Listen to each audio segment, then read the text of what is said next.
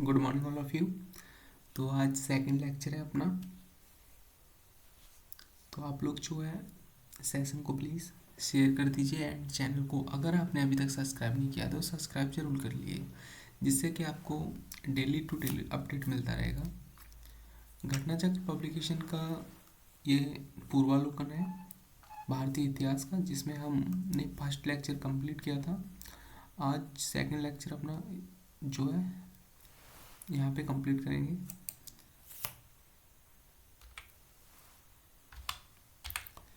तो प्लीज़ आप लोग जो है इसको शेयर कर दीजिए एंड चैनल को सब्सक्राइब कर लीजिए। और सेकंड लेक्चर में जो हमारा है कल का टॉपिक यहाँ से बचा हुआ था, वैदिक काल से जो क्वेश्चन थे एमसीक्यू, उसको लगाएंगे यहाँ पे।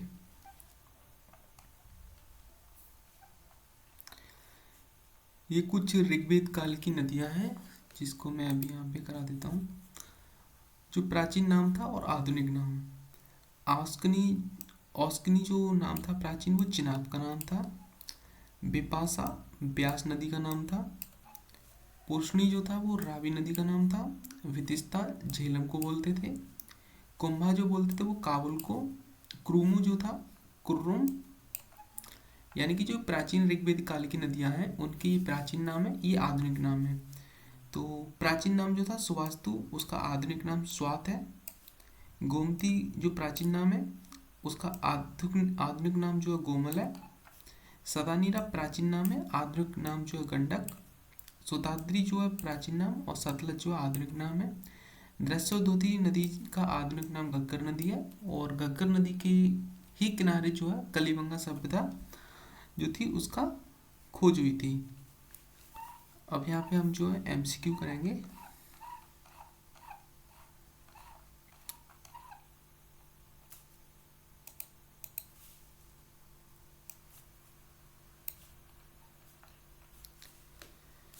सबसे पुराना वेद कौन सा है? सबसे पुराना वेद जो है ऋग्वेद है। भारतीय साहित्य में वेद चार हैं: ऋग्वेद, सामवेद, यजुर्वेद तथा अथर्ववेद। इनमें ऋग्वेद सर्वाधिक प्राचीन माना जाता है।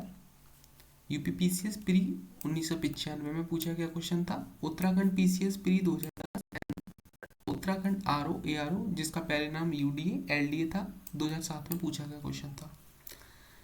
त्रय नाम क्या है? त्रय नाम जो है वो तीनों वेदों को बोलते हैं। ऋग्वेद, यजुर्वेद, सामवेद को वेदत्री या त्रय कहा जाता है। इसमें जो है अथर्ववेद शामिल नहीं है। आर्य शब्द इंगित करता है, तो आर्य शब्द जो है श्रेष्ठ वंश को इंगित करता है। आईएएस प्री 1999 और उसके बाद जो है यूपीपीसीएस प्री 1999 में एक ही क्वेश्चन को दोनों आयोगों ने जो है यहाँ पे दिया हुआ है।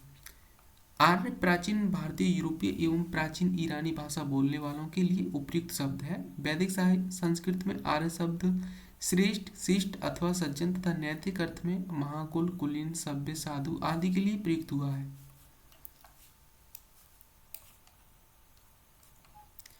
किस वैदिक ग्रंथ में वर्ण शब्द का सर्वप्रथम नामोल्लेख मिलता है? तो ये मिलता है ऋग्वेद में। वर्ण शब्द का सर्वप्रथम उल्लेख ऋग्वेद में मिलता है। ऋग्वेद में वर्ण शब्द रंग के अर्थ में तथा कहीं कहीं व्यवसाय चयन के अर्थ में प्रयुक्त हुआ है। आर्यों को गौर वर्ण तथा दासों को कृष्ण वर्ण कहा गया है। ऋग्वेद के 10वें मंडल के पुरुष सूक्ति में सर्वप्रथम शूद्र शब्द मिलता है। तो ऋग्वेद की जो 10वां मंडल है उसमें शूद्र शब्द का उल्लेख किया गया है।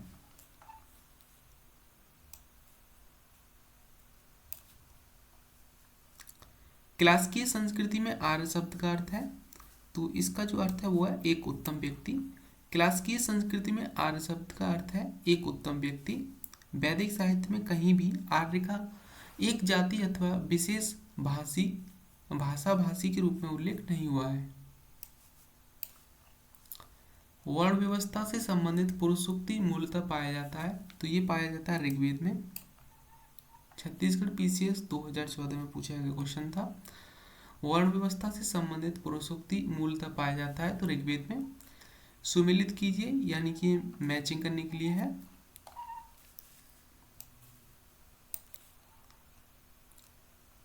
एमपीपीसीएस प्री 1999 में पूछा गया क्वेश्चन था। इसका राइट आंसर ऑप्शन ए है। अथर्ववेद औषधियों से संबंधित है। ऋग्वेद में ईश्वर महिमा देवताओं की स्तुति है। यजुर्वेद में कर्मकांड बलिदान विधि एवं सोमवेद में संगीत का विस्तृत उल्लेख किया गया है। ऋग्वेद में ऋचाएं हैं, तो ऋग्वेद में जो है टोटल जो है स्टार वाला क्वेश्चन है, इसका आंसर जो है अभी यहाँ पे ऋग्वेद में स्तोत्र एवं प्रार्थनाएं हैं जिसमें कुल 1028 सूक्तियाँ तथा 10,552 ऋचाएं एवं मंत्र श्लोक हैं। यजुर्वेद में स्तोत्र एवं कर्मकांड वर्णित है। सामवेद के पद गेय रूप में संगीतमय स्रोत हैं जिनको उद्गाता पुरोहित गाता कहा जाता था। अथर्ववेद में कुल 20 अध्यायों एवं 730 सूक्तों में तंत्र मंत्र वशीकरण के संदर्भ में साक्ष्य मिले हैं। तो ऋग्वेद के जो पुरोहित थे उसको होता बोलते थे। निम्नलिखित 4 वेदों में से किस एक में जादुई माया और वशीकरण का वर्णन है? तो ये जो है ऑप्शन सी अथर्ववेद में है। ऋग्वेद में ऋचाएं हैं, तो ऋचाएं जो है 10,000 कुछ ऋचाएं थी जो कि मैंने यहाँ पे बताया था। 10,552 ऋचाएं हैं और इसमें कोई भी ऐसा नहीं था जो मैच नहीं कर रहा है, इसलिए बोनस मिला था इस पीसीएस एग्जाम में। ऋग्वेद है, ऋग्वेद जो है वो स्रोतों का एक संकलन है। सूची फर्स्ट को सूची सेकंड से सुमेलित कीजिए तथा निम्न दिए हुए कुट का सही उत्तर का चयन कीजिए। आरएस आरटीएस प्री 2013 में पूछा गया क्वेश्चन था। ऋग्वेद इसमें जो मिलाना है हमें, ऋग्वेद का मेल होगा ऐत्रेय से, सामवेद का जो है पंचवेद, अथर्ववेद का गौपद और यजुर्वेद का शतपथ से।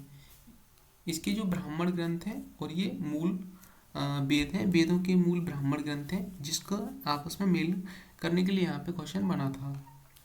निम्नलिखित में से कौन सा ब्राह्मण ग्रंथ ऋग्वेद से संबंधित है? तो ऋग्वेद से जो है वो ऐत्रेय ब्राह्मण ग्रंथ है, संबंधित है ऐत्रेय। ब्राह्मण ग्रंथ यज्ञों तथा उनके अनुष्ठानों की विधि विधानों के संबंध में जानकारी देते हैं। ऐत्रेय ब्राह्मण तथा कौशिकी ब्राह्मण ऋग्वेद से, पंचविश या तांडव ब्राह्मण जैमिनी ब्राह्मण सामवेद से, शतपथ ब्राह्मण यजुर्वेद से, जबकि गौपथ ब्राह्मण अथर्ववेद से संबद्ध है। गौपथ ब्राह्मण संबंधित है तो अथर्ववेद से। यूपीआरओ एआरओ प्री 2014 में पूछा गया था। गौपथ ब्राह्मण जो है अथर्ववेद से संबंध रखता है। इसको याद करने की काफ़ी अच्छी ट्रिक भी है, जैसे एक के नाम से आप याद कर सकते हो ऋग्वेद को, क्योंकि ए से बनेगा ऐत्रेय और के कौशिकी से बनेगा के, तो पहला अक्षर इसका पहला अक्षर इसका, ऐत्रेय और कौशिकी यानी ए के जो है वो ऋग्वेद से संबंध रखता है। ऋग्वेद का कौन सा मंडल पूर्णतः सोमवेद को समर्पित है? तो सोमवेद को जो है नौवां मंडल जो है समर्पित है। ऋग्वेद में कुल 10 मंडल हैं जिसके 9वें मंडल के सभी 114 सूक्ति सोम को समर्पित हैं। ऋग्वेद संहिता का 9वां मंडल पूर्णतः किसको समर्पित है? तो ये जो है सोम एवं इसे पेय पर नामकृत देवता को समर्पित है। यज्ञ संबंधी विधि विधानों का पता चलता है, तो इसका जो पता चलता है वो यजुर्वेद से चलता है। आरएस आरटीएस 1999 में पूछा गया क्वेश्चन था। निम्नलिखित में से किसका संकलन ऋग्वेद पर आधारित है? तो ये जो है सामवेद का संकलन ऋग्वेद पे आधारित है। भारत के किस स्थल की खुदाई से लौह धातु के प्रचलन के प्राचीनतम प्रमाण मिले हैं? तो ये मिले हैं अतरंजी खेड़ा। अतरंजी खेड़ा वर्तमान एटा उत्तर प्रदेश में है। आई छत्रम, अतरंजी खेड़ा, आलमगीरपुर, मथुरा, रोपड़, श्रावस्ती, कामपल्ल आदि स्थलों की खुदाइयों से लोह युगीन संस्कृति के अवशेष प्राप्त हुए हैं। अतरंजी खेड़ा से लोह धातु मल तथा धातु शोधन में प्रयुक्त होने वाली भट्टियां मिली हैं, जिनसे यह संकेत मिलता है कि यहाँ लोहे धातु को गलाने का कार्य स्थानीय रूप से होता था। उपनिषद पुस्तकें हैं। उपनिषद जो है वो दर्शन पर आधारित पुस्तकें हैं। इन्हें वेदांग भी कहा जाता है। कुल कितने वेदांग हैं? तो 6 जो है वो वेदांग हैं। शिक्षा, कल्प, व्याकरण और पुरुष, शिक्षा, कल्प, व्याकरण, निरुक्त, छंद, ज्योतिष, ये आपके 6 व्याकरण है, 6 वेदांग है। उपनिषदों का मुख्य विषय क्या है? उपनिषदों का मुख्य विषय है दर्शन। निम्नलिखित में से किस एक वैदिक साहित्य में मोक्ष की चर्चा मिलती है? तो उपनिषद में, जो उपनिषद है उनमें मोक्ष की जो चर्चा मिलती है। वेदों में मोक्ष शब्द प्रयुक्त नहीं हुआ है, उपनिषदों में प्रथम बार मोक्ष की चर्चा मिलती है। यह शब्द श्वेतांबर उपनिषद में पहली बार आया था। आध्यात्म ज्ञान के विषय में नचिकेता और यम का संवाद किस उपनिषद में प्राप्त होता है? तो ये मिलता है कठोपनिषद में।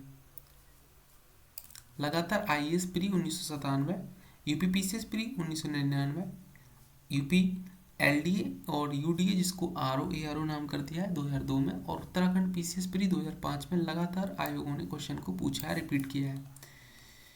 कठोपनिषद में यम और नचिकेता का संवाद उल्लिखित है। इसमें आचार्य यम ने नचिकेता को उपदेश दिया है, न इस आत्मा का कभी जन्म होता है और न ही इसकी मृत्यु होती है, यह अजन्मा, नित्य और शाश्वत है। कठोपनिषद में कृष्ण यजुर्वेद का उपनिषद है। नचिकेता आख्यान का उल्लेख मिलता है, तो नचिकेता आख्यान का उल्लेख जो कठोपनिषद में मिलता है। उपनिषद काल के राजा अश्वपति शासक थे, तो ये कैकई के शासक थे, कैकई। उपनिषदों में वर्णित राजाओं में विदेह के राजा जनक, पांचाल के राजा प्रभारण जवाल, केकई के राजा अश्वपति और काशी के राजा अजातशत्रु प्रमुख थे। निम्नलिखित में से वैदिक साहित्य का सही क्रम कौन सा है? वैदिक साहित्य का सही क्रम है वैदिक संहिताएं, ब्राह्मण, आर्यंक और उपनिषद। आरंभिक वैदिक साहित्य में सर्वाधिक वर्णित नदी है, तो वैदिक साहित्य में जो सर्वाधिक नदी का उल्लेख किया गया है वो किया गया है सिंधु नदी का। सिंधु नदी का ऋग्वैदिक काल में सर्वाधिक महत्व था, इसी कारण इसका उल्लेख जो है ऋग्वेद में सर्वाधिक हुआ है। सिंधु नदी को उसके आर्थिक महत्व के कारण हिरण्ययनी कहा गया है। वैदिक नदी औस्कनी की पहचान निम्नलिखित में से नदियों में से किसके साथ की जाती है? औस्कनी जो वो चिनाब नदी के साथ उसकी पहचान की जाती है। यूपीपीसीएस जीआईसी 2010 में पूछा गया क्वेश्चन था। वैदिक नदी औस्कनी की पहचान चिनाब नदी से की गई है, अतः विकल्प सी सही उत्तर है। ऋग्वेद में निम्नांकित किन नदियों का उल्लेख अफगानिस्तान के साथ आर्यों के संबंध का सूचक है? तो ये है कुंभा या कुर्मू नदी का। यूपीपीसीएस प्री 2010 में पूछा गया क्वेश्चन था। स्टूडेंट्स आप लोग इसको 1 से 2 बार जरूर रिपीट करना, जिससे कि ये आपको कंठस्थ यानी कि लर्न हो जाएंगे। वैदिक नदी कुंभा का स्थान कहाँ निर्धारित होना चाहिए? तो वैदिक नदी कुंभा का जो स्थान है वो अफगानिस्तान में निर्धारित होना चाहिए। ये मिलान का क्वेश्चन है। कुंभा आधुनिक नाम, पुरुषणी आधुनिक नाम, सदानीरा आधुनिक नाम, शोताद्री आधुनिक नाम। कुंभा को काबुल के नाम से जाना जाता था, पुरुषणी को रावी नदी के नाम से जाना जाता था, शोताद्री को सतलज नदी के नाम से जाना था, सदानीरा को गंडक नदी के नाम से जाना जाता था। यहाँ पे देख लेते हैं, ऑप्शन बी सही था। कुंभा को काबुल के नाम से, पुरुषणी नदी को रावी नदी के, यहाँ पे 10 राग युद्ध भी हुआ था, सदानीरा को गंडक नदी के नाम से, शोताद्री को सतलज नदी के नाम से जाना जाता है। निम्नलिखित में से कौन सी प्रथा चतुष्टय वेदोत्तर काल में प्रचलित हुई? तो ये हुई थी धर्म, अर्थ, काम, मोक्ष, और सी आंसर जो इसका ब्रह्मचर्य, गृहस्थाश्रम, वानप्रस्थ और संन्यास, यानी कि ए और सी दोनों ही सही है। चारों पुरुषार्थ धर्म, अर्थ, काम, मोक्ष की अवधारणा वैदिक काल में नहीं थी। मोक्ष की अवधारणा पहली बार उपनिषद से आई। उसी प्रकार आश्रम व्यवस्था, ब्रह्मचर्य, गृहस्थ, वानप्रस्थ, संन्यास का प्रचलन वेदोत्तर काल में हुआ। आश्रम शब्द की व्युत्पत्ति श्रम धातु से हुई है। आईएएस प्री 2011 में पूछा गया क्वेश्चन, धर्म तथा ऋतु भारत की प्राचीन वैदिक सभ्यताओं के एक केंद्रीय विचार को चित्रित करते हैं। इस संदर्भ में निम्नलिखित कथनों पर विचार कीजिए। धर्म व्यक्ति के दायित्वों एवं स्वयं तथा दूसरों के प्रति व्यक्तिगत कर्तव्यों की संकल्पना था। नंबर 2, ऋत मूलभूत नैतिक विधान था जो सृष्टि और उसमें अंतर्निहित सारे तत्वों के क्रियाकलापों का संचालित करता था। तो ऑप्शन 1 और 2 दोनों ही कथन सही हैं।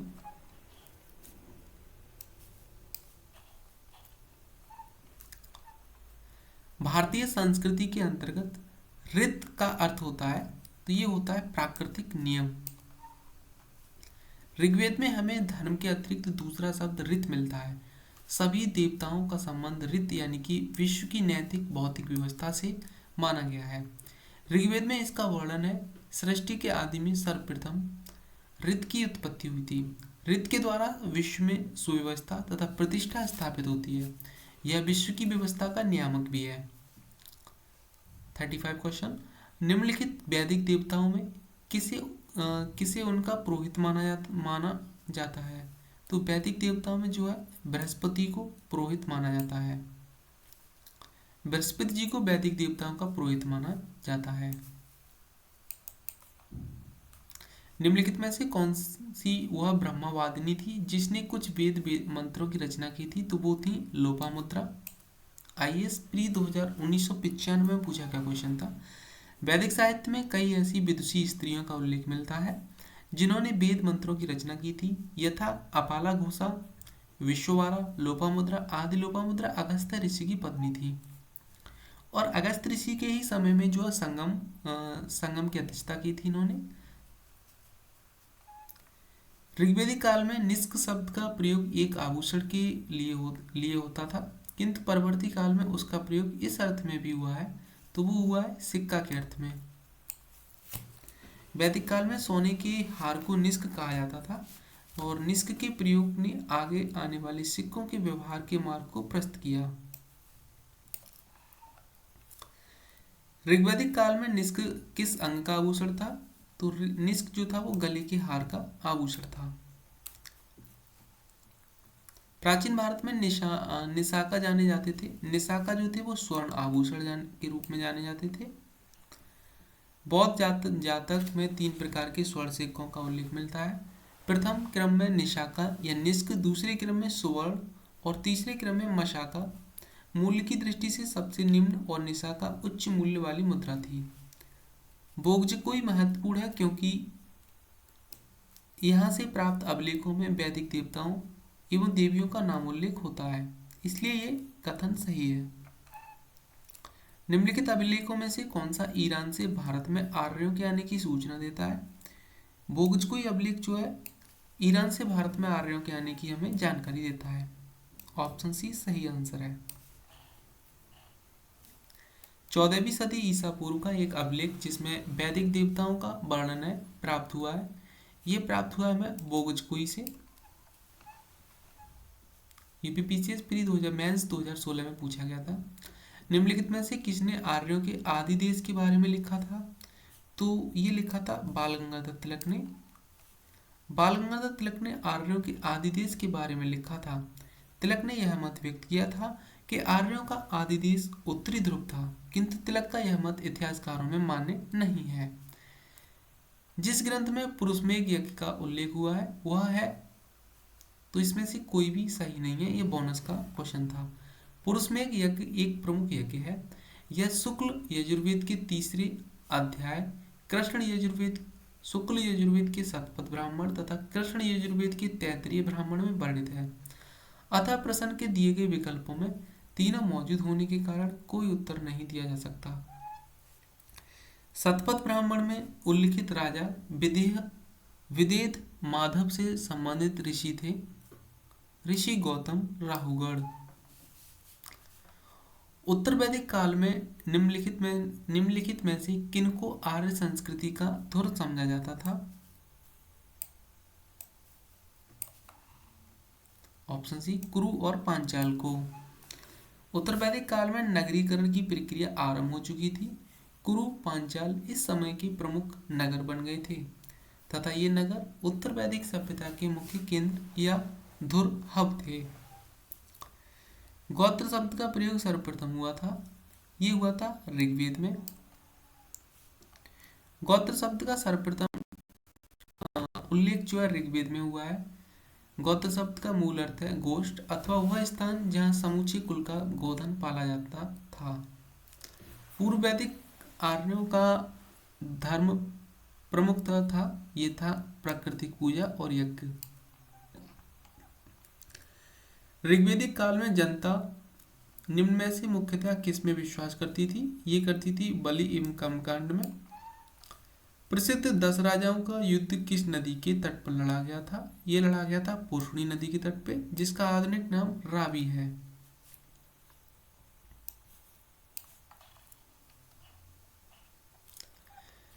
ऋग्वेद में उल्लिखित प्रसिद्ध 10 राजाओं का युद्ध किस नदी के किनारे लड़ा गया था? यूपीपीसीएस मेंस 2008 में पूछा गया क्वेश्चन था। राइट आंसर होगा ऑप्शन ए, पुष्करणी नदी। निम्न में से किस नदी को ऋग्वेद में मातेत्मा, देवीत्मा एवं नदीत्मा संबोधित किया गया है? तो ये जो है सरस्वती नदी के बारे में कथन है। ऑप्शन बी सही है। उस जनजाति का नाम बताइए जो ऋग्वेदिक कार्यों के पंचजन से संबंधित नहीं है। Option D, किकट। ऋग्वेदिक कार्यों के पंचजनों में युद्धु, द्रहस्यु, पुरु, अनु, तरवरसु शामिल थे। किकट इनमें संबंधित नहीं है। प्राचीन काल में आर्यों के जीविकोपार्जन का मुख्य साधन क्या था? तो इनके जीविकोपार्जन का मुख्य साधन कृषि था।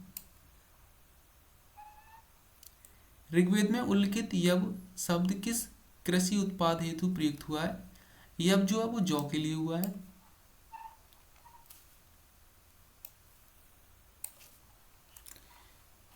सूची फर्स्ट को सूची सेकंड से मिलान कीजिए। आरएएस आरटीएस प्री एग्जाम 2021 में पूछा गया क्वेश्चन था। ब्रीही चावल को बोलते थे, इसका यहाँ पे मिलान कर लेते हैं। ब्रीही जो था वो चावल को बोला जाता था, मुदक मूंग को, यव जौ को और इच्छु जो था वो गन्ना को बोला जाता था।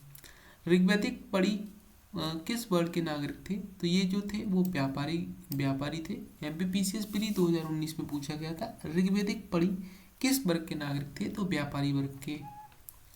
वैदिक युग में प्रचलित लोकप्रिय शासन प्रणाली थी, ये जो प्रणाली थी वो थी वंश परंपरागत राजतंत्र प्रणाली।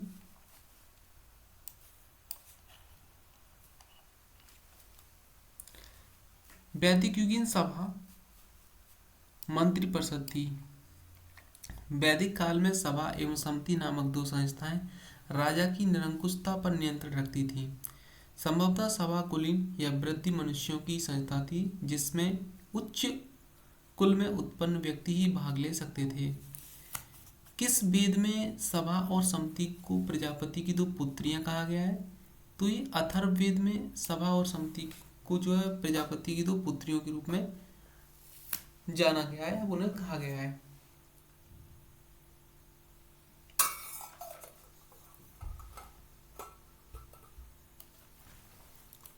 ऋग्वैदिक जनसभा जो न्यायिक कार्यों से संबंधित थी वो सभा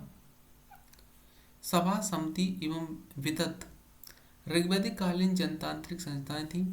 इन संस्थाओं में सभा न्यायिक कार्यों से संबंधित थी। ऋग्वेद में सभा का 8 बार उल्लेख हुआ है, ये इंपॉर्टेंट है। आयुर्वेद अर्थात जीवन का विज्ञान का नाम उल्लेख सर्वप्रथम मिलता है, तो ये मिलता है अथर्ववेद में। ऋग्वैदिक धर्म जो था वो बहुदेववादी धर्म था।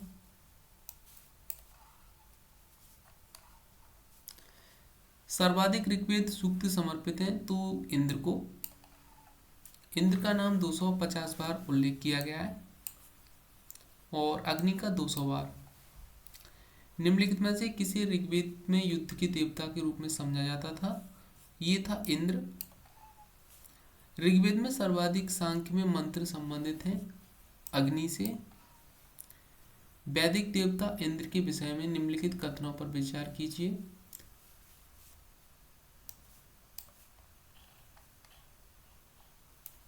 ऑप्शन 1 और 4 सही हैं।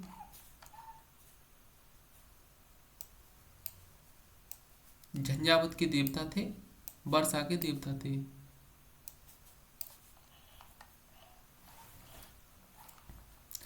निम्नलिखित में से पूर्व वैदिक आर्यों का सर्वाधिक लोकप्रिय देवता कौन था? ये इंद्र था। वैदिक देव मंडल में निम्न में से कौन देवता युद्ध का देवता माना जाता है? इंद्र को युद्ध का देवता माना जाता है। 800 से 600 ईसा पूर्व का काल किस युग से जुड़ा हुआ है? ब्राह्मण युग से जुड़ा हुआ काल है ये। गायत्री मंत्र किस पुस्तक में मिलता है? गायत्री मंत्र जो है वो ऋग्वेद में मिलता है।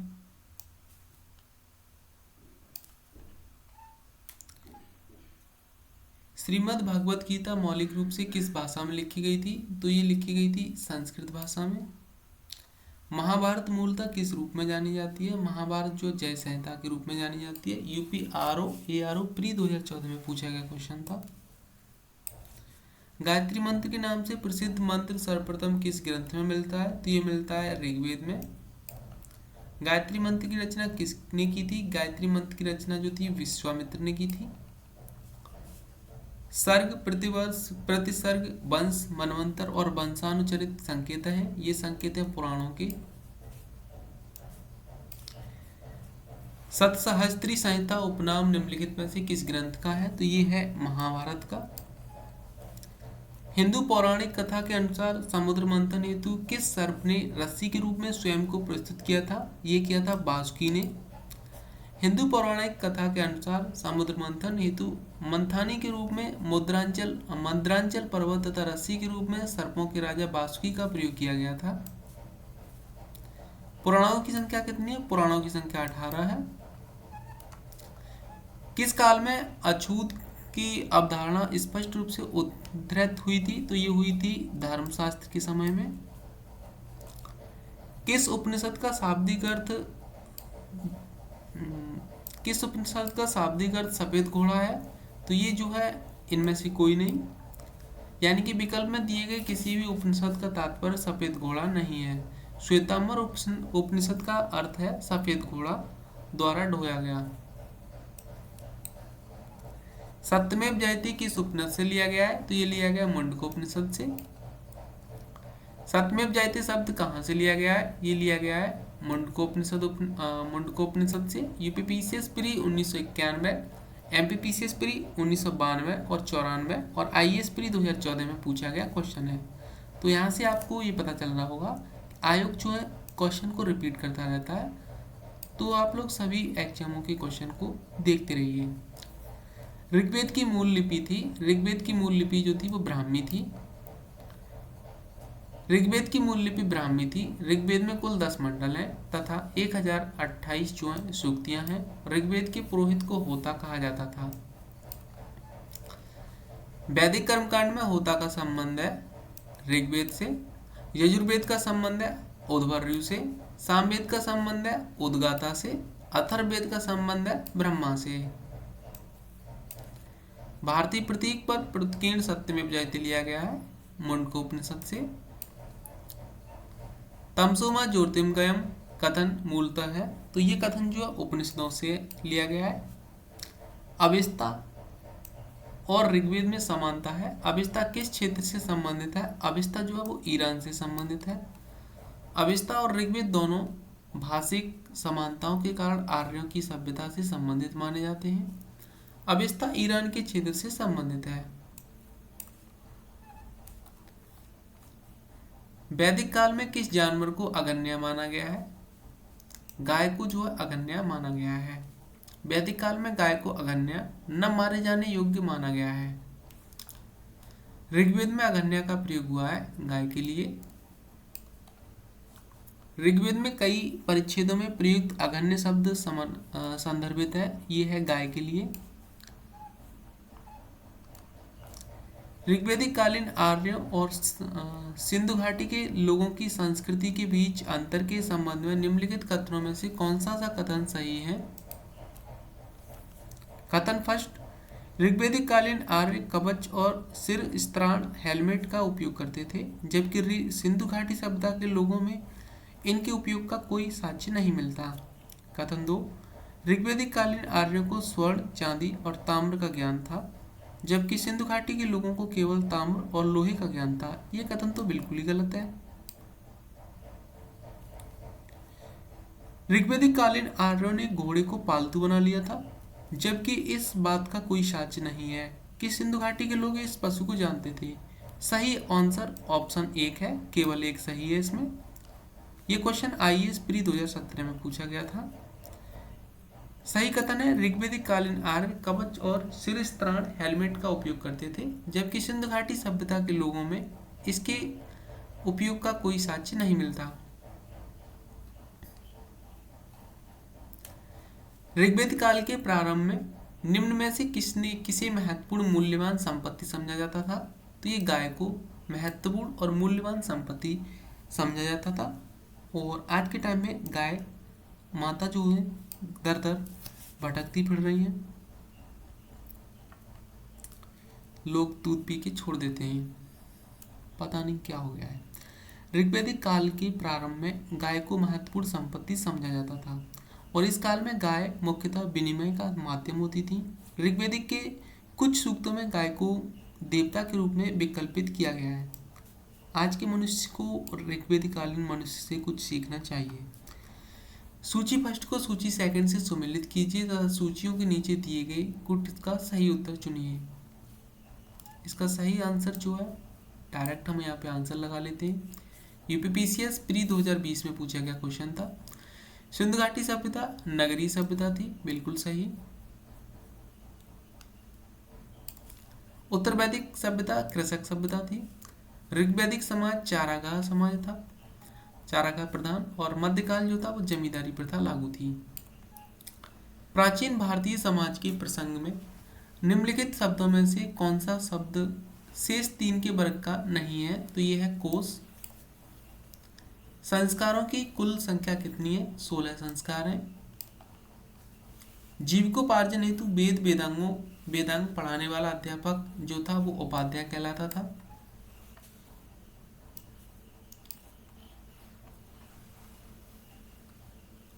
अब हम स्टार्ट करेंगे बौद्ध धर्म से रिलेटिव क्वेश्चन। गौतम बुद्ध का जन्म कपिलवस्तु के निकट लुम्बिनी में 563 ईसा पूर्व में हुआ था। इनके पिता का नाम शुद्धोधन साक्यगढ़ के प्रधान थे। माता माया देवी तथा महामाया कौलीगढ़ राज्य कौली वंश की कन्या थी। इनके बचपन का नाम सिद्धार्थ था। इनके जन्म के कुछ दिनों बाद इनकी माता का देहांत हो गया था। इनका लालन पालन इनकी मौसी प्रजापति गौतमी ने किया। इनका विवाह 16 वर्ष की अल्पायु में शाक्य कुल की कन्या यशोधरा के साथ हुआ था। उत्तर वैदिक कालीन बौद्ध ग्रंथों में यशोधरा के अन्य नाम गोपा, विम्मा, भद्दगच्छना आदि मिलते हैं। इनके पुत्र का नाम राहुल था। बुद्ध के जीवन में 4 दृश्यों का अत्यधिक प्रभाव पड़ा है: वृद्ध व्यक्ति, बीमार व्यक्ति, मृतक और प्रसन्नचित्त सन्यासी। आइए एमसीक्यू क्वेश्चन देख लेते हैं।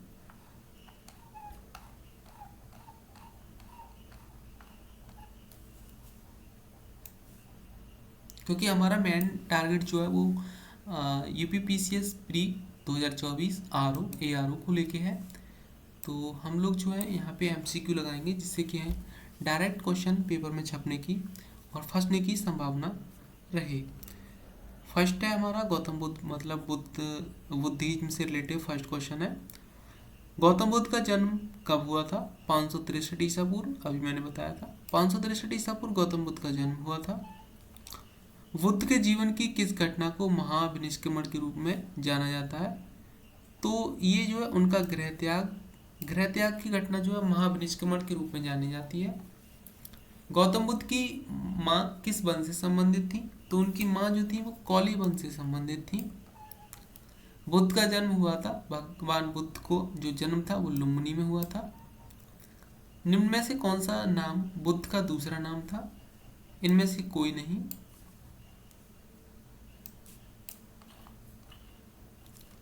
गौतम बुद्ध के बचपन का नाम सिद्धार्थ था। इन्हें शाक्य मुनि तथागत आदि नामों से भी जाना जाता है।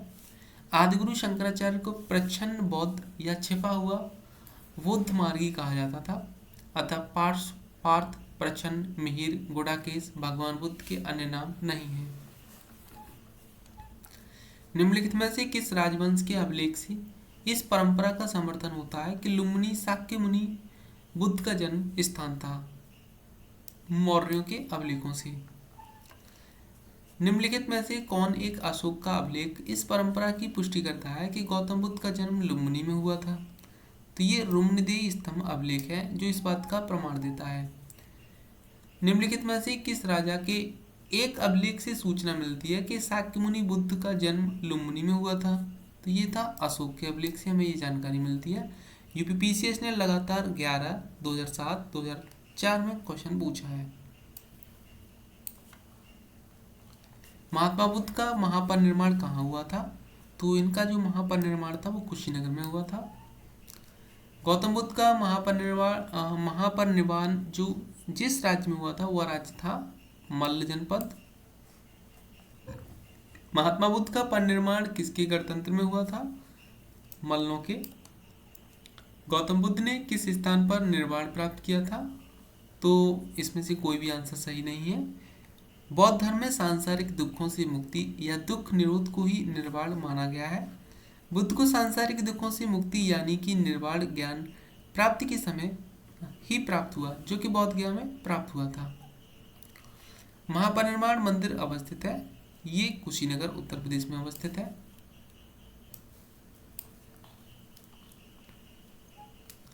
निम्नलिखित राज्यों में से किनका संबंध बुद्ध के जीवन से था? तो भगवान बुद्ध के जीवन से जो संबंध था वो था 3 और 4, यानी कि 3 कौशल का, 4 मगध का। IAS प्री 2014 और 15 में लगातार क्वेश्चन रिपीट हुआ है।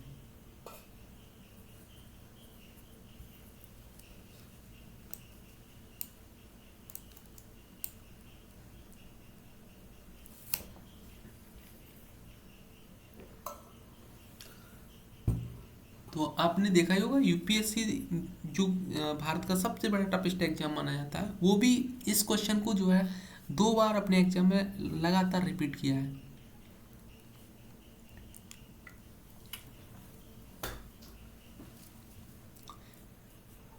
गौतम बुद्ध द्वारा अपने धर्म में दीक्षित किया जाने वाला अंतिम व्यक्ति निम्नलिखित में से कौन था?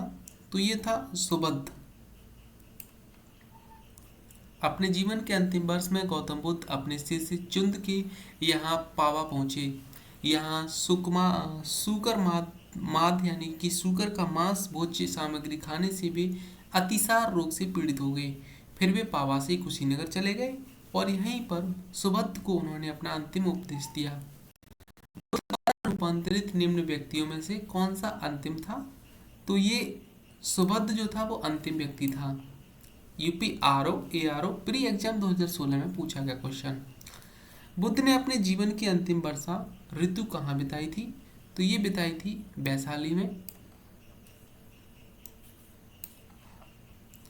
निम्नलिखित में से कौन सा एक बौद्ध मत में निर्वाण की अवधारणा की सर्वश्रेष्ठ व्याख्या करता है? ये जो करता है वो करता है तृष्णा रूपी अग्नि का शमन।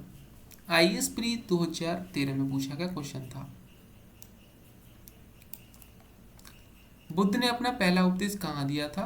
सारनाथ में भगवान बुद्ध ने अपना पहला उपदेश दिया। सारनाथ में अपना प्रथम प्रवचन किसने दिया? तो महात्मा बुद्ध। गौतम बुद्ध अपना प्रथम उपदेश कहाँ दिए? सारनाथ में दिए। 56 59 BPSC प्री 2015 में भी पूछा गया क्वेश्चन। ग्रंथों में उल्लिखित धर्मचक्र प्रवर्तन है, सारनाथ में दिया गया उनका प्रथम उपदेश। धर्मचक्र प्रवर्तन किया गया था सारनाथ में। एक ही क्वेश्चन को कितनी बार मतलब रिपीट किया गया है लैंग्वेज चेंज करके। आलार कलाम कौन थे? आलार कलाम जो थे बुद्ध के एक गुरु थे। भगवान महात्मा बुद्ध ने अपना पहला धर्मचक्र प्रवर्तन किस स्थान पर दिया? वही क्वेश्चन रिपीट सारनाथ में। और लगातार UPPCS मेंस में आया है और 47th BPSC में आया है प्री में, MPPCS प्री में आया है 91 में, 99 में, और फिर से BPSC ने प्री में 2011 में रिपीट किया। बुद्ध ने सर्वाधिक उपदेश दिए थे, तो बुद्ध ने सर्वाधिक उपदेश जो थे वो श्रावस्ती में दिए थे।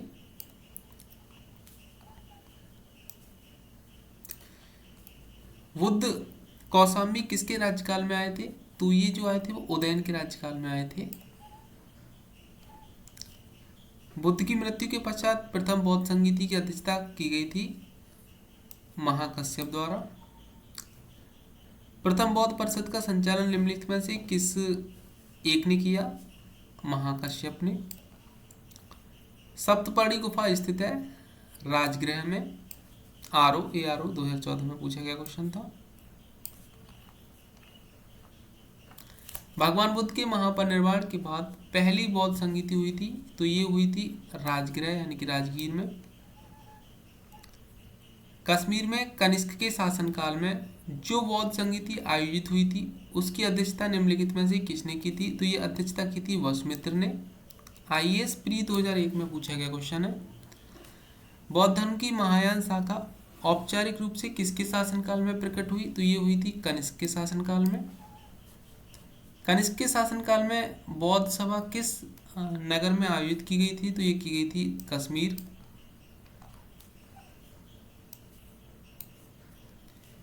किस शासक के काल में चतुर्थ बौद्ध संगीति का आयोजन कश्मीर में हुआ था? तो ये हुआ था कनिष्क के शासनकाल में। आरएएस आरटीएस प्री एग्जाम 2010 और आईएएस प्री एग्जाम 2001 में रिपीट क्वेश्चन था।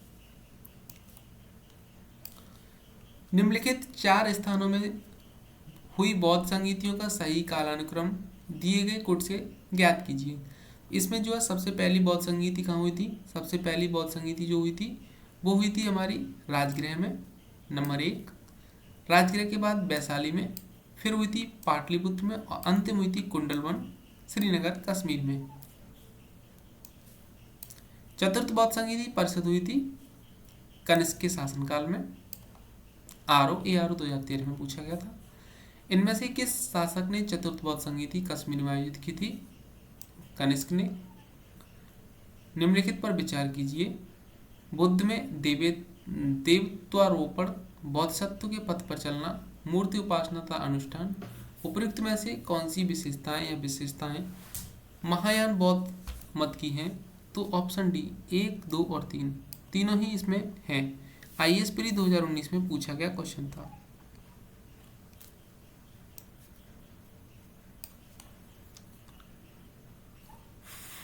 द्वितीय बौद्ध समिति का आयोजन कहाँ हुआ था? तो द्वितीय बौद्ध समिति जो हुई थी वो वैशाली में हुई थी। आरओ 2014 में पूछा गया था मेंस में। तृतीय बौद्ध सभा किस स्थान पर बुलाई गई थी? तो तृतीय बौद्ध सभा जो थी वो पाटलिपुत्र में बुलाई गई थी। प्रथम बौद्ध समिति का आयोजन कहाँ हुआ था? प्रथम बौद्ध समिति का आयोजन अजातशत्रु के शासनकाल में हुआ था।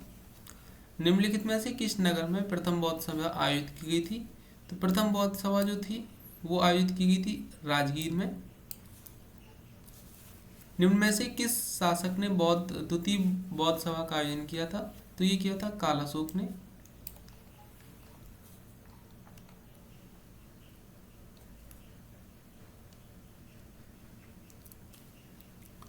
ये स्तंभ में और मतलब भगवान बुद्ध के जन्म से रिलेटिव घटनाओं का कालानुक्रम है। तो ऑप्शन सी इसमें सही है। ए का तीसरा है। जन्म का प्रतीक जो है जन्म लुम्बिनी में हुआ था भगवान बुद्ध का। उसके बाद ज्ञान की प्राप्ति जो हुई थी वो बोध गया में हुई थी। प्रथम प्रवचन सारनाथ में दिया था और निधन जो था वो कुशीनगर में हुआ था। भारतीय कला में बुद्ध के जीवन की किस घटना का चित्रण मृग सहित चक्र द्वारा हुआ है? तो ये हुआ है प्रथम उपदेश का, जिसको धर्म चक्र प्रवर्तन के नाम से जाना जाता है।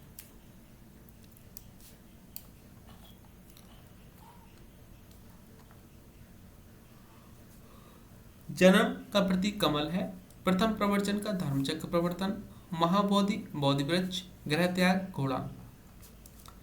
करमापा लामा तिब्बत की बुद्ध संप्रदाय के किस वर्ग का है? तो ये है कंग्यूपा।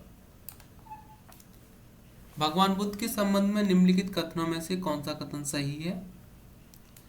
तो चारों ही कथन इसमें सही है। उनका जन्म कपिलवस्तु में हुआ था, कपिलवस्तु के पास लुम्बिनी में। यस, सही कथन है। उन्होंने बोध गया में ज्ञान प्राप्त किया था, ये भी सही है। उन्होंने वैदिक धर्म को अस्वीकार किया, ये भी कथन सही है। उन्होंने आर्य सत्य का प्रचार किया था, ये भी कथन सही है।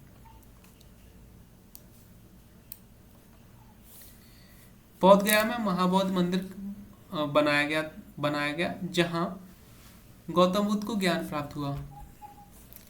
बोध गया में बोधि वृक्ष अपने वंश की इस पीढ़ी का है, तो ये जो है पंचम पीढ़ी का है। निम्नलिखित में से कौन सा बौद्ध पवित्र स्थल निरंजना नदी पर स्थित था? तो ये स्थित था बोध गया।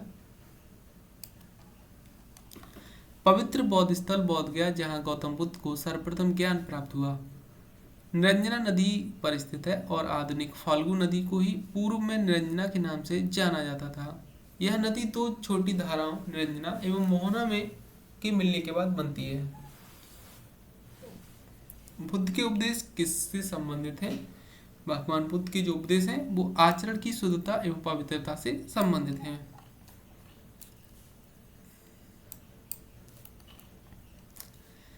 निम्नलिखित में से कौन बुद्ध के जीवन काल में ही संघ प्रमुख होना चाहता था? तो देवदत्त। गौतम बुद्ध ने अपनी मृत्यु के उपरांत बौद्ध संघ के नेतृत्व के लिए निम्न में से किसे नामित किया था? तो ये किया था उपरोक्त में से कोई नहीं। कुशीनारा में मल्लों के सालवान में विश्राम के दौरान अपनी मृत्यु से पूर्व बुद्ध ने भिक्षुओं को निकट बुलाकर धर्मोपदेश दिया। आनंद, शायद तुम ऐसा सोचो कि हमारे शास्ता चले गए, अब हमारा सस्ता नहीं है। आनंद, ऐसा मत समझना, मैंने जो धर्म और विनय किए हैं मेरे बाद वे ही तुम्हारे शास्ता होंगे। इस प्रकार स्पष्ट है कि बुद्ध ने अपनी मृत्यु के उपरांत बौद्ध संघ के नेतृत्व के लिए किसी को नामित नहीं किया था, बल्कि अपने उपदेशों, धर्म व विनय को ही मार्गदर्शक बताया था। अष्टांग मार्ग की संकल्पना अंग है। धर्मचक्र प्रवर्तन सूत्र की विषय वस्तु का IAS प्रीत 1998 में पूछा गया क्वेश्चन था।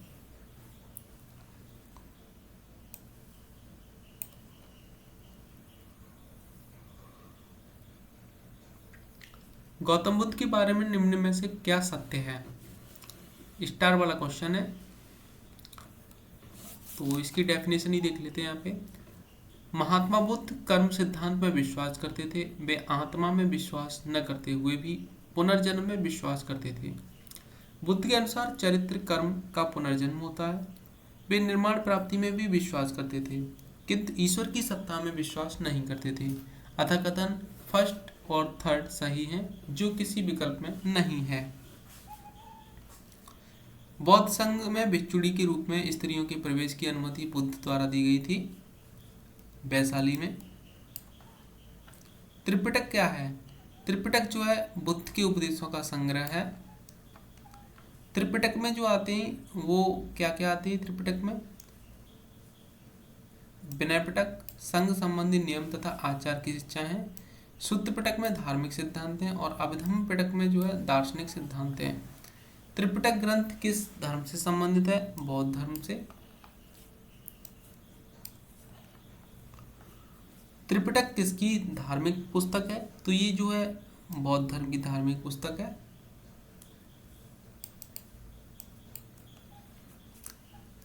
त्रिपिटक निम्नलिखित में से किससे संबंधित है? बौद्धों से। निम्नलिखित में से किस बौद्ध ग्रंथ में संघ जीवन के नियम प्राप्त होते हैं? तो ये होते हैं विनय पिटक से। यमक बुद्ध पिटक से संबंधित है। अभिधम्म। निम्न में से किस बौद्ध साहित्य में महात्मा बुद्ध के नैतिक एवं सिद्धांत संबंधित प्रवचन संकलित हैं? सुत्त पिटक में। बौद्ध धर्म में त्रितन का क्या अभिप्राय है? बुद्ध धम्म संघ। यूपीआरओ एआरओ प्री 2017 में पूछा गया क्वेश्चन था। प्राचीन बौद्ध भारत के बौद्ध मठों में पबरन नामक समारोह आयोजित किया जाता था, जो कि वर्षा ऋतु के दौरान मठों में प्रवास के समय भिक्षुओं के द्वारा किए गए अपराधों की स्वीकृति का अवसर होता था। IAS प्री 2002 में पूछा गया क्वेश्चन है।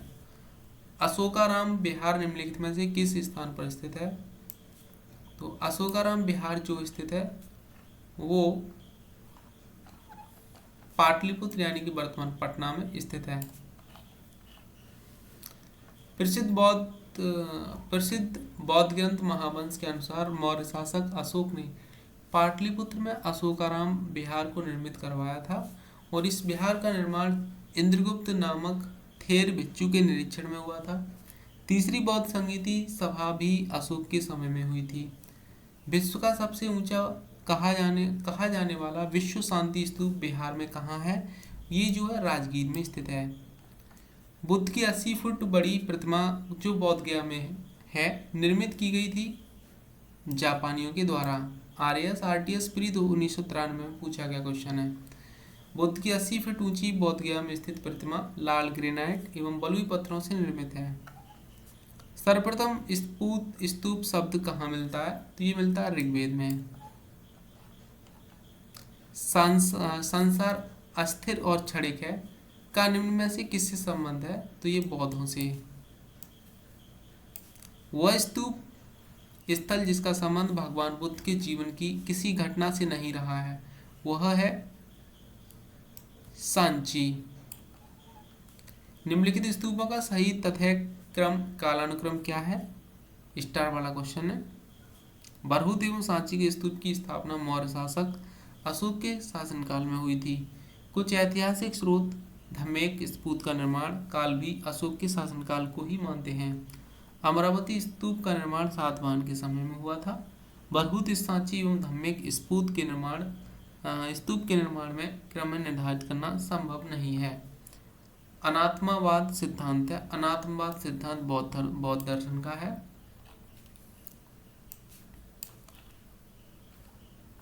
निम्नलिखित में से किसे एशिया के ज्योतिपुंज के तौर पर जाना जाता है? तो गौतम बुद्ध को। निम्नांकित में से किसे एशिया का ज्योतिपुंज नाम से जाना जाता है? भगवान बुद्ध। क्षणिकवाद का प्रतिपादन किसने किया? बुद्ध ने। भारत के सांस्कृतिक इतिहास के संदर्भ में परमपिता शब्द का सही विवरण निम्नलिखित में से कौन सा है? तो ये है परिपूर्णताएं जिनकी प्राप्ति से बौद्ध सत्व का पथ प्रशस्त हुआ है। तो IAS प्री 2020 में पूछा गया क्वेश्चन है।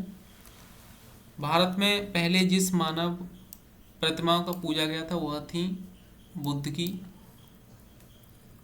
देश में निम्न में से किसने मूर्ति पूजा की नींव रखी थी? तो ये रखी थी बौद्ध धर्म में या बौद्ध धर्म ने। सर एडविन एनॉल्ड्स की पुस्तक द लास्ट ऑफ एशिया आधारित है ललित विस्तार पर। बौद्ध धर्म के महायान और हीनयान संप्रदाय में सर्वाधिक मौलिक अंतर निम्नलिखित में से कौन सा है? देवी देवताओं की पूजा। गौतम बुद्ध को एक देवता का स्थान किस राजा के युग में प्राप्त हुआ था? तो ये हुआ था ऑप्शन बी यानी कि कनिष्क के शासनकाल में। बुद्ध की खड़ी प्रतिमा निम्न में से किस काल में बनाई गई थी? तो ये बनाई गई थी कुषाण काल में। गांधार शैली की मूर्ति कला बौद्ध के सारनाथ में हुए प्रथम धर्मोपदेश से संबद्ध प्रवचन मुद्रा का नाम है धर्मचक्र। सारनाथ की भूमि स्पर्श मुद्रा वाली बुद्ध प्रतिमा कालांकित है गुप्त काल से।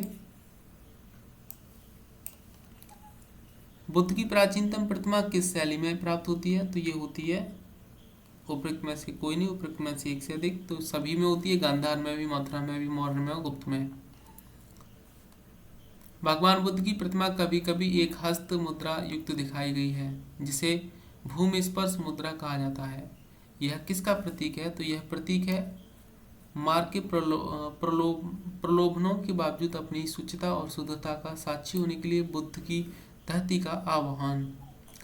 भूमि स्पर्श मुद्रा की सारनाथ बुद्ध मूर्ति संबंधित है गुप्त काल से।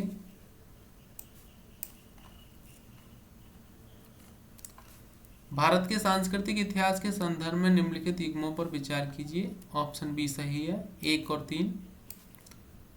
परिव्राजक, परित्यागी या भ्रमणकारी। उपासक, बौद्ध धर्म का साधारण अनुगामी। निम्नलिखित में से कौन से अशोक ने बौद्ध मत के विस्तार में योगदान नहीं दिया? तो ये था पुष्यमित्र शुंग। निम्नलिखित वक्तव्यों पर विचार करें और नीचे दिए गए कुट से सही उत्तर का चुनाव करें। ऑप्शन बी, दोनों ए और आर सही है परंतु आर ए की सही व्याख्या नहीं है। कथन देख लेते हैं। कुशीनगर मल्ल गणराज्य की राजधानी थी, कथन सही है। महात्मा बुद्ध का परिनिर्वाण कुशीनगर में हुआ था, ये कथन भी सही है। लेकिन कथन आर जो है कथन ए की सही व्याख्या नहीं करता। क्वेश्चन नंबर 94, से कौन सा सही सुमेलित है? तो ऑप्शन सी 1, 2, 4। लोथल प्राचीन गोदी क्षेत्र यानी कि बिल्कुल सही है। यहाँ से हमें जो है बंदरगाह मिला है, गोदीपाड़ा बोलते हैं इसे। नंबर 2, सारनाथ से हमें बुद्ध का प्रथम धर्मोपदेश मिला है। नंबर 4, नालंदा से बौद्ध अधिगम का महान मठ मिला है। महायान बौद्ध धर्म में बोधिसत्व अवलोकितेश्वर को और किस नाम से जानते हैं? तो ये जानते हैं पद्मपाणि के नाम से।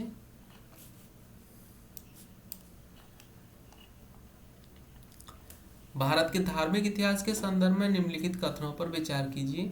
आईएएस प्री 2020 में पूछा गया क्वेश्चन था। ऑप्शन बी ए 2 और 3 दोनों ही कथन इसमें सही हैं। पहला कथन इसमें सही नहीं है।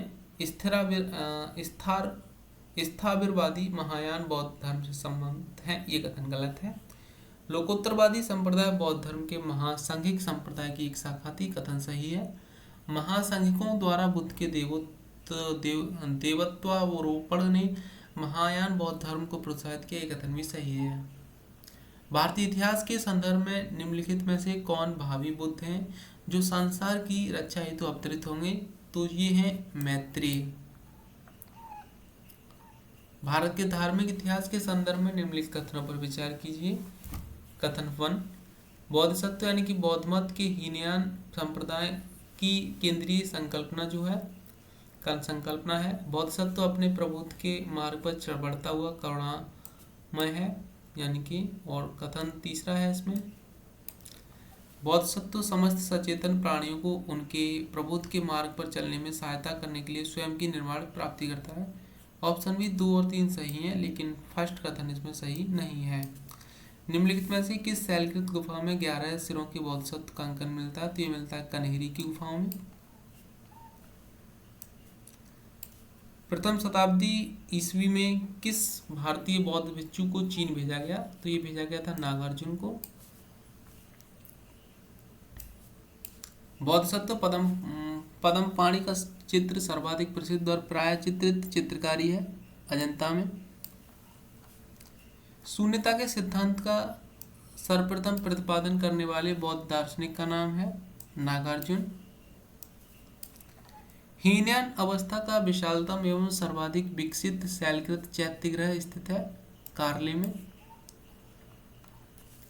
नागार्जुन किस बौद्ध संप्रदाय के थे? नागार्जुन जो थे वो माध्यमिक के संप्रदायक थे। बौद्ध शिक्षा का केंद्र था विक्रमशिला यूनिवर्सिटी। वल्लभी विश्वविद्यालय स्थित है गुजरात में। नालंदा विश्वविद्यालय की स्थापना का युग है गुप्त युग।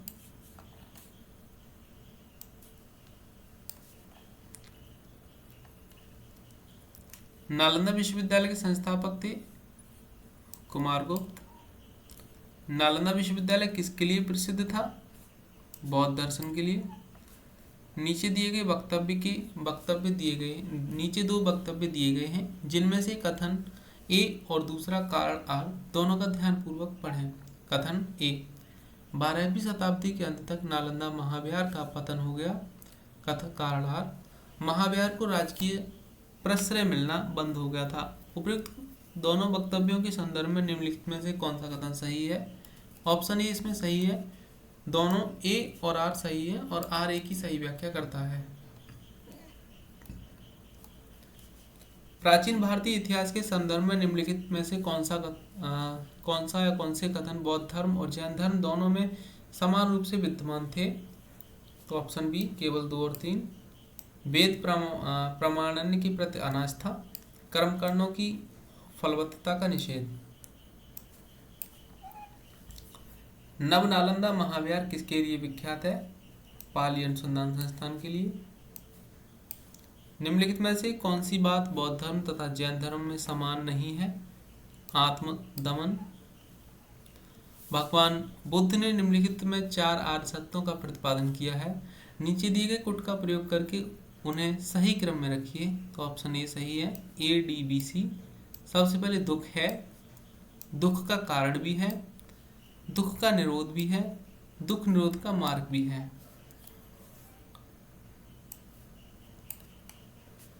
निम्नलिखित में से कौन सा बौद्ध धर्म और जैन धर्म दोनों में समान रूप से विद्यमान थे? तो ऑप्शन बी 2 और 3 4 2 3 4 सही है। वेद प्रामाण्य की प्रति अनास्था, कर्मकांडों की फलवत्ता का निषेध और प्राणियों की हिंसा का निषेध और अहिंसा, तीनों कथन सही हैं। पहला कथन सही नहीं है। बौद्ध तथा जैन दोनों ही धर्म विश्वास करते थे कि कर्म तथा पुनर्जन्म के सिद्धांत सही हैं। बौद्ध धर्म के विस्तार के कारणों पर सम्मिलित थे। ऑप्शन सी धर्म की सादगी, दलितों के लिए विशेष अपील, धर्म की मिशनरी भावना, स्थानीय भाषा का प्रयोग, लेकिन पांचवा कथन सही नहीं है। बौद्ध दर्शन के अनुसार विचार कीजिए, पुनर्जन्म नहीं होता है, आत्मा की सत्ता नहीं है, तो ऑप्शन डी ए गलत है किंतु आर सही है, आत्मा की सत्ता नहीं है। बौद्ध धर्म के विषय में कौन सा कथन सही है? Option C 1, 2, 3। 1, उसने वर्ण एवं जाति को अस्वीकार नहीं किया, उसने ब्राह्मण वर्ग की सर्वोच्च सामाजिक कोटि को चुनौती दी, सही कथन है। उसने कुछ एक शिल्पों को निम्न माना, ये भी सही है।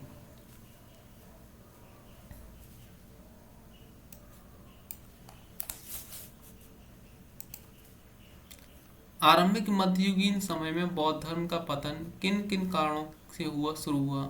ऑप्शन ए केवल एक सही है इसमें। उस समय तक बुद्ध विष्णु के अवतार समझे जाने लगे और वैष्णव धर्म का हिस्सा बन गए। भारत के धार्मिक इतिहास के संदर्भ में निम्नलिखित कथनों पर विचार कीजिए।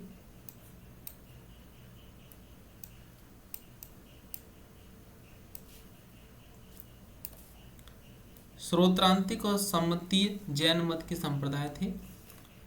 नंबर 2, सर्वास्तित्ववादियों की मान्यता थी कि दृग्विषय फिनोमिना के अवयव पूर्णतः क्षणिक नहीं है, अपितु अव्यक्त रूप से सदैव विद्यमान रहते हैं, तो ऑप्शन केवल 2 ही सही है इसमें।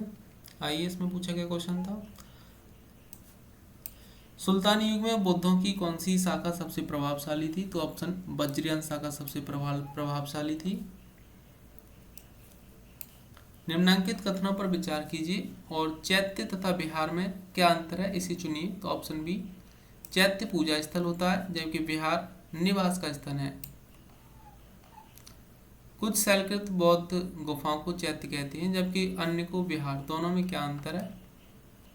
ऑप्शन बी, चैत्य पूजा स्थल होता है, विहार बौद्ध भिक्षुओं का निवास स्थान है, ऑप्शन बी सही है। तो आज हम अपना लेक्चर यहीं पे कंप्लीट करते हैं और नेक्स्ट लेक्चर में स्टार्ट करेंगे जैन धर्म से रिलेटिव जितने भी एमसीक्यू विगत प्रीवियस ईयर में पूछे गए हैं, क्योंकि ये सेशन आपके लिए काफ़ी महत्वपूर्ण और फ़ायदेमंद साबित होगा। इसे आप 2 से 3 बार जरूर रिपीट करें। धन्यवाद।